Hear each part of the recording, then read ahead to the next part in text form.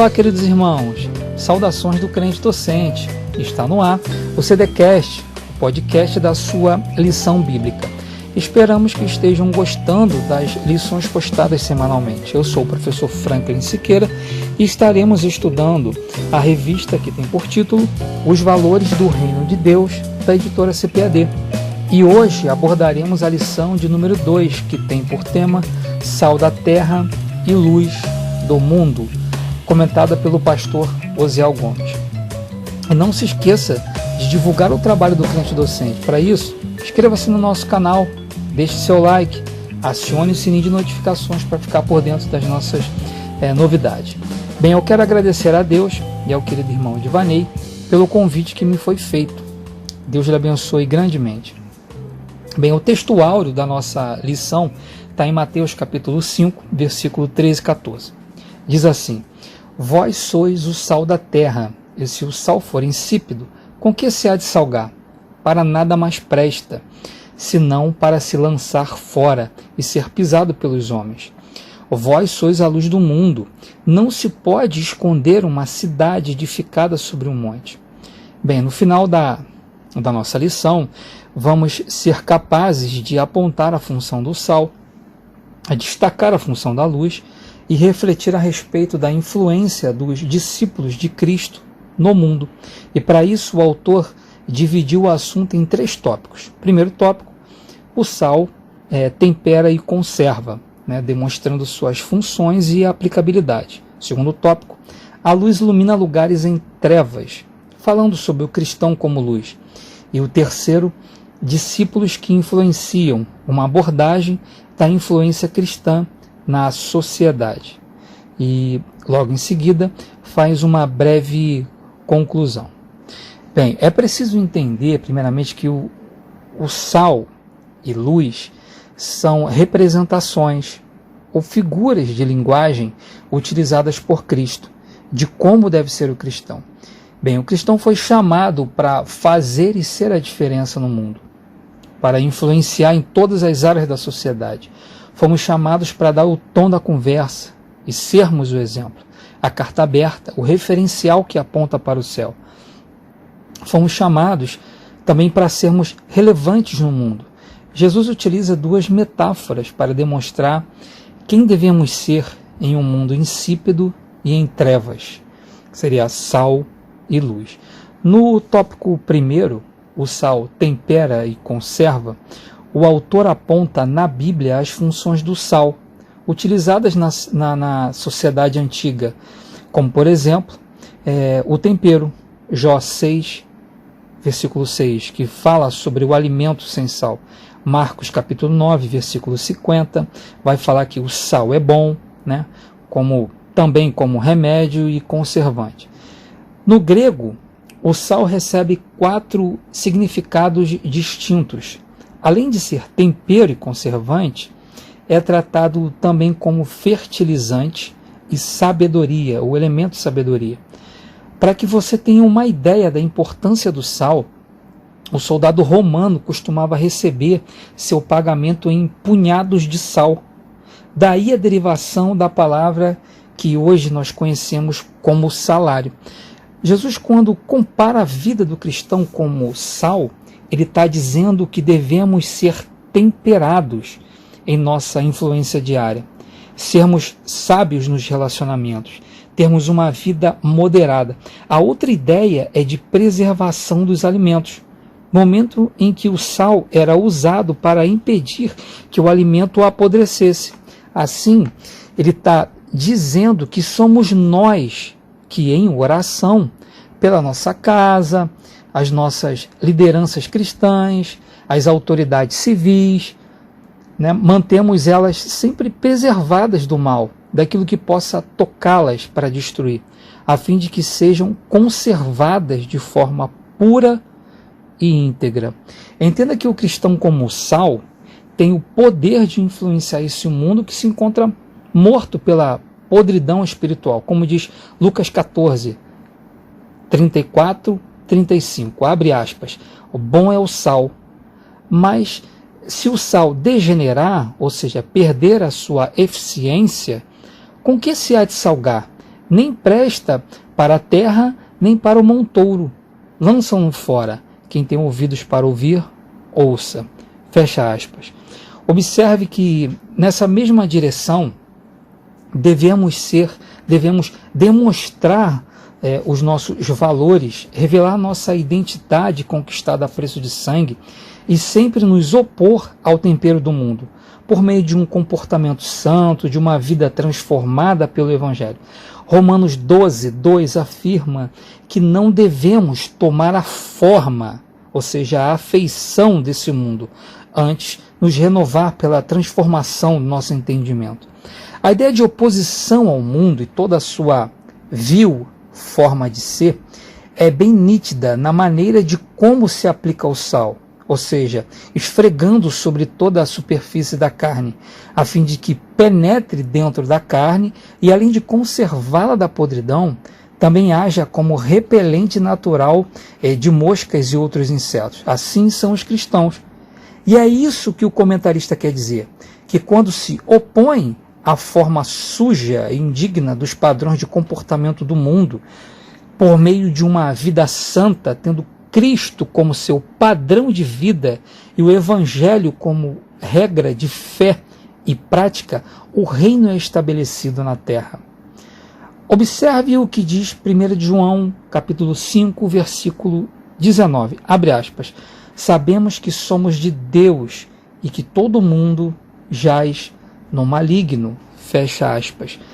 O autor, dando continuidade, ainda afirma que fomos, como o sal, chamados a influenciar a sociedade, ou seja, o meio que estamos inseridos como cidadãos do céu. E como exemplo de influência da sociedade, eu gostaria de apontar pelo menos 3 exemplos de cristãos que fizeram a diferença na sociedade de suas épocas e foram capazes de marcar toda uma geração. Observe, primeiro, George Miller, evangelista e missionário inglês, que a despeito da sua condição financeira, orou incessantemente pelos órfãos abandonados nas ruas agitadas de Londres. Como resposta, Deus lhe confiou a fundação de orfanatos no entorno da Grande Londres, beneficiando quase cerca de 20.000 pessoas. Além de cuidar de crianças, contribuiu também para a formação de pastores e missionários. O segundo seria Guilherme Curry, ministro, evangelista, batista e cientista inglês. Se mudou para a Índia e interferiu diretamente na cultura dessa nação por meio da tradução da Bíblia para vários dialetos indianos. Por sua relevância, foi convidado ainda a construir o mais belo jardim botânico da Índia. Mas nada supera a contribuição que teve em traduzir a palavra de Deus para cerca de 1/3 parte dos habitantes do mundo. Na sua morte, todas as bandeiras do país indiano foram hasteadas à meia haste como honraria a tudo que fez pela causa de Cristo naquele país. E o terceiro eu destaco John Wesley, teólogo que tinha ênfase na doutrina do Espírito Santo como poder vital para a igreja. Reconhecia a necessidade de se viver o evangelho comunitariamente. Em sua biografia é dito que Wesley ele reservava cerca de 3 horas diárias para o estudo da palavra. Em certo momento, a rainha da Inglaterra disse a seguinte frase sobre John Wesley, abre aspas, tenho mais medo da oração de Wesley do que o exército da França fortemente armado. Fecha aspas. Bem, no tópico 2, a luz ilumina lugares em trevas. Nesse tópico, o pastor Oséias traz um conceito sobre luz e aponta para corpos celestes capazes de emitir luz própria e outros que refletem a luz, né? Em analogia, ou seja, em comparação, a luz pode ser aplicada a Deus. Salmo 104, versículo 2. Observe o que ele diz, abre aspas. Ele se cobre de luz, como de um vestido, estende os céus como uma cortina, fecha aspas. E ainda a Jesus, João 1, 4-6, vai dizer assim: nele estava a vida, e a vida era a luz dos homens. Fecha aspas. Ainda, a palavra de Deus, Salmo 119, versículo 105, diz assim, abre aspas, lâmpada para os meus pés é a tua palavra, e luz para o meu caminho. E aos próprios discípulos de Cristo, Mateus 5, versículo 14. Bem, o versículo 14 do capítulo 5, no livro de Mateus, Jesus deixa bem claro em suas afirmações que nós somos a luz do mundo.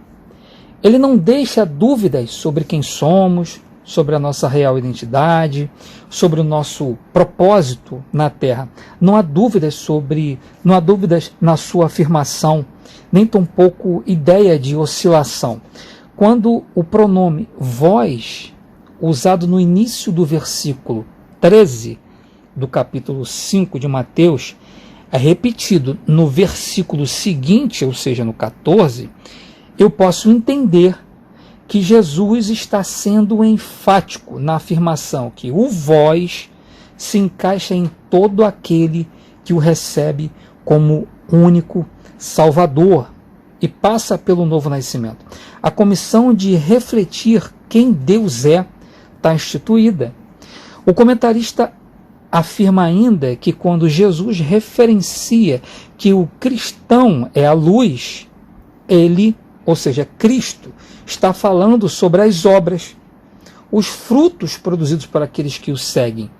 Essas obras, evidenciadas por amor e fé, são consequências de um testemunho fiel e verdadeiro perante os homens. Observe o que diz João, capítulo 15, versículo 8. Nisto é glorificado meu Pai, que deis muitos frutos, e assim sereis meus discípulos. Fecha aspas. Bem, em João, capítulo 12, versículo 35, o próprio Senhor Jesus dá um grande conselho: andem na luz. Há uma relação clara e objetiva entre dar frutos e sermos luz. Observe, ambos glorificam a Deus, ou seja, exaltam o bom nome do Senhor. Já em 1 Pedro, capítulo 2, versículo 12, está escrito assim: tendo o vosso viver honesto entre os gentios, para que, naquilo em que falam mal de vós, como malfeitores, glorifiquem a Deus no dia da visitação, pelas boas obras que em vós observem.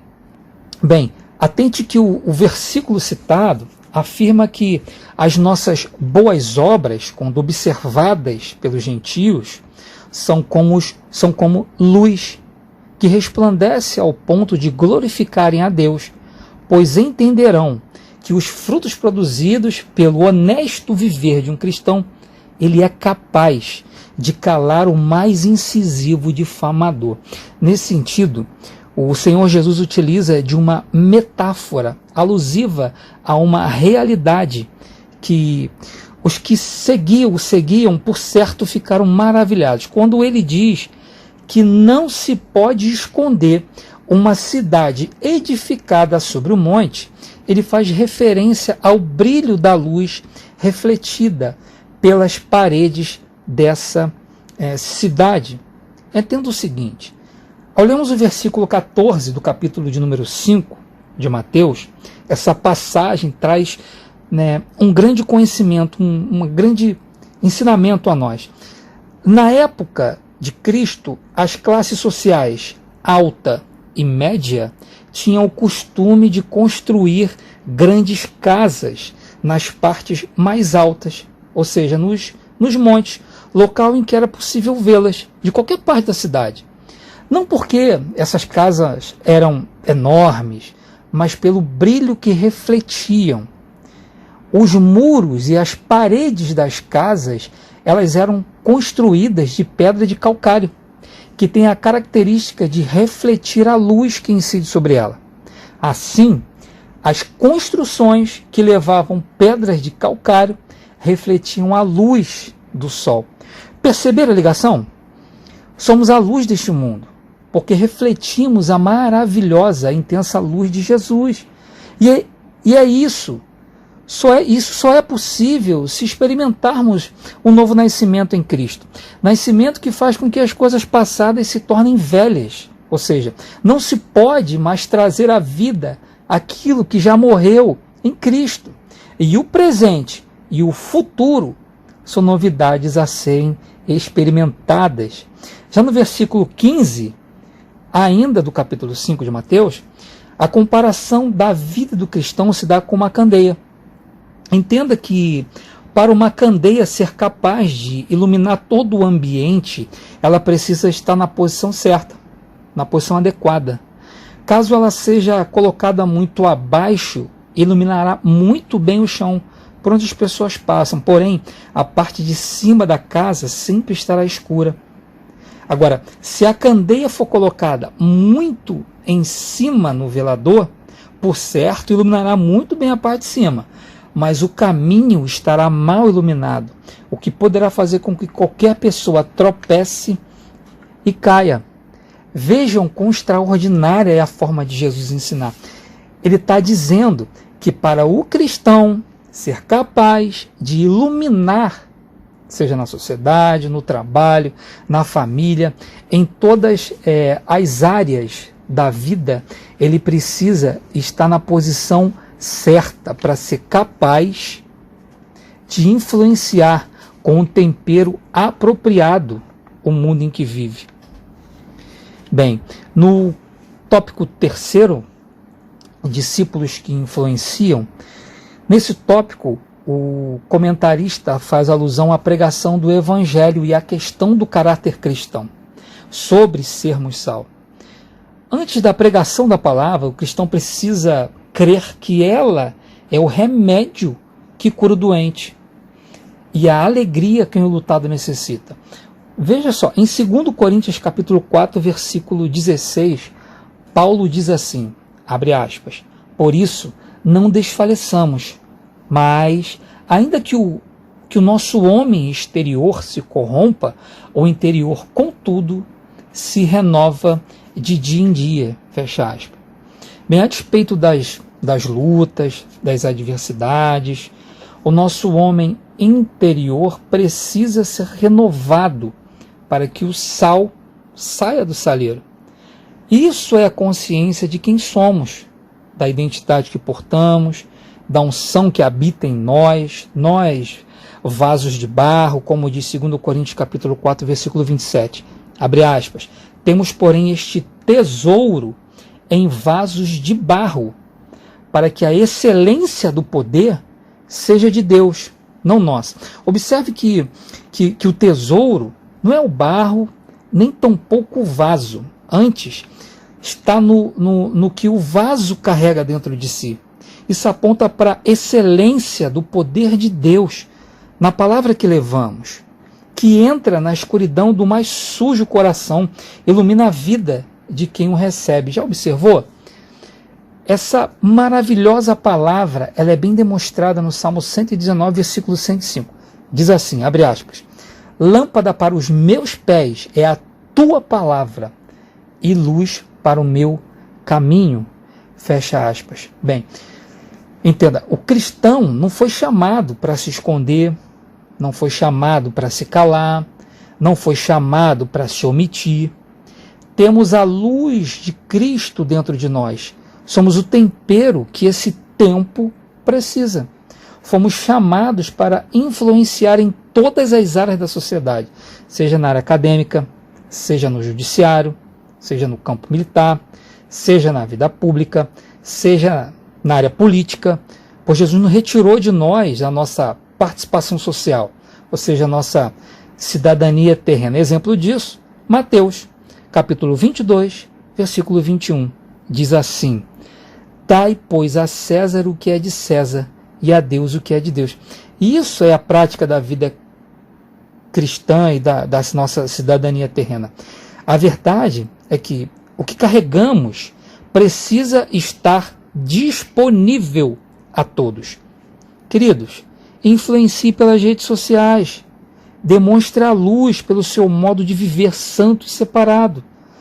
Observe o que diz. Em 2 Coríntios capítulo 5, versículo 20, diz que somos embaixadores de Cristo. Bem, isso dá ao cristão voz pelo céu, mas para falar pela palavra sobre a verdade, que é a oposição ao mundo.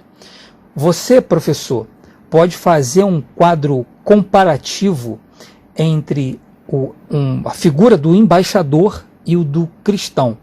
Isso para trazer um exemplo mais consistente à sua classe. Observe, eu vou fazer aqui 5 comparações entre o embaixador e o cristão. Primeira, um embaixador age sempre debaixo de um protocolo para falar a outras nações. O cristão age somente pela palavra para falar ao mundo. Exemplo, 2 Timóteo capítulo 3, versículo 16 e 17, Hebreus capítulo 4, versículo 12, Jeremias capítulo 23, versículo 29, João capítulo 7, versículo 17. O embaixador detém poderes para atuar em nome do seu país. O cristão detém poderes dados por Cristo para atuar em nome do reino. Exemplo, Lucas capítulo 10, versículo 19 a 21. Eis que vos dou poder para pisar em serpentes e escorpiões e sobre toda a força do inimigo, e nada vos fará dano algum. Terceiro, o embaixador é prudente e sábio em terra estranha. O cristão deve ser prudente e sábio na vida. Efésios capítulo 5, versículo 15. Portanto, vede prudentemente como andais, não como insensatos, ou seja, nécios, mas como sábios. Mais o embaixador é nomeado pelo presidente do seu país. O cristão é chamado por Deus para uma grande obra. 1 de Pedro, capítulo 2, versículo 21, diz assim: porque para isso fostes chamados, porquanto também Cristo padeceu por vós, deixando-vos exemplo, para que sigais as suas pisadas. Para finalizar, o embaixador, nas tomadas de decisão, precisa agir sempre com calma e equilíbrio. O cristão age com mansidão e temperança. Gálatas, capítulo 5, versículo 22. Mas o fruto do Espírito é amor, gozo, paz, longanimidade, benignidade, bondade, fé, mansidão e temperança. Irmãos, não há dúvida de que nós somos embaixadores do reino de Deus nessa terra. Não se esqueça, tá, querido, que você como professor pode aumentar ou incrementar esse quadro comparativo a fim de que a classe possa fixar melhor os exemplos. Bem, como conclusão, o pastor Osiel diz que só a influência do cristão, por meio de uma posição firme e consciente do papel que temos na sociedade, seria capaz de demonstrar o reino aos outros. O sal precisa temperar o ambiente e a luz precisa dissipar as trevas que dominam o coração do homem. Observe, o sal anda de braços dados com exemplo e a luz não solta a mão da santidade. Só assim exerceremos o nosso papel de sal na terra e luz do mundo, diz o comentarista. Eu termino citando um dito de um pastor muito conhecido, pastor Charles Spurgeon, que vai dizer o seguinte, abre aspas: não somos o caramelo da terra, somos o sal da terra, algo que o mundo tem vontade de cuspir e não de engolir. Bem, queridos, quero agradecer a você, querido ouvinte, por estar conosco nessa missão tão linda que é a arte de ensinar. Quero lhe convidar também para seguir nossas páginas no Instagram, que é o @crentedocente, no Facebook, também no endereço facebook.com/crentedocente, e ativar as notificações do nosso canal no Crente Docente no YouTube. Queridos, até a próxima e fique na paz.